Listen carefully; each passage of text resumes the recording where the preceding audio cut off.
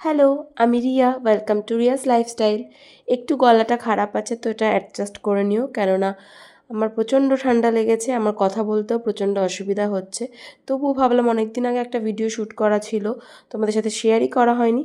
তো চলো আজকে সেই ব্লগটাই তোমাদের সাথে শেয়ার করে নিই। ঘুম থেকে উঠে আগে বেডটাকে ক্লিন করেছি। এত স্পিডে যদি সত্যি আমাদের সবগুলো কাজ হয়ে যেত তাহলে কত ইজি হতো, তাই না?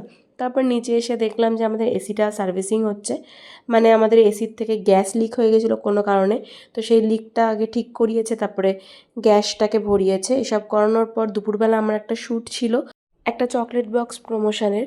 তো তোমরা যারা এখনও পর্যন্ত এই ভিডিওটা দেখোনি অবশ্যই আমার রিলসে গিয়ে দেখে নিতে পারো, আমি ক্যাপশানে দিয়ে দেবো লিঙ্কটা। আর এটা আমাকে ভিডিওটা শ্যুট করতে হেল্প করছিল সুরজিৎ।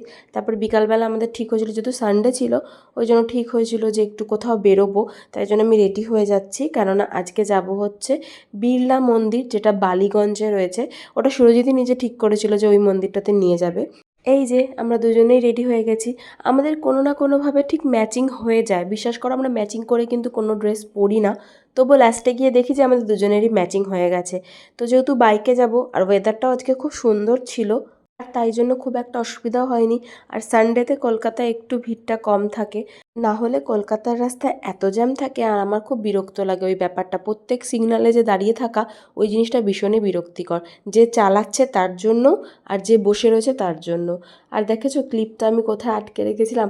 আমি এরকমই করি, যেখানে সেখানে আর কি, মানে ভুলভাল জায়গায় আর কি ক্লিপ আটকে রাখি, তারপর আবার মনে থাকে না। সুরজিৎ আবার দেখাচ্ছে যে দেখো তুমি এখানে ক্লিপটা আটকে রেখেছিলে।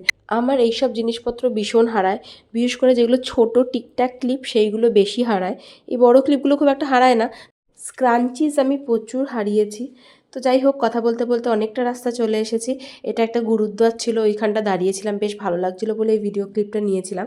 আর দেখো কলকাতার রাস্তার সানডে মানে মনেই হচ্ছে না যেটা কলকাতার রাস্তা, এত ফাঁকা থাকে না অ্যাকচুয়ালি। তো দেখো এই কথা বলতে বলতে চলে এসেছি মন্দিরের সামনে। মন্দিরটা ভীষণই সুন্দর, তবে ভেতরে গিয়ে সেরকম পুজো দেওয়ার সিস্টেম নেই, মানে হরিদ্বার ঋষিকেশে যেরকম মন্দিরগুলো হয় এরকমই।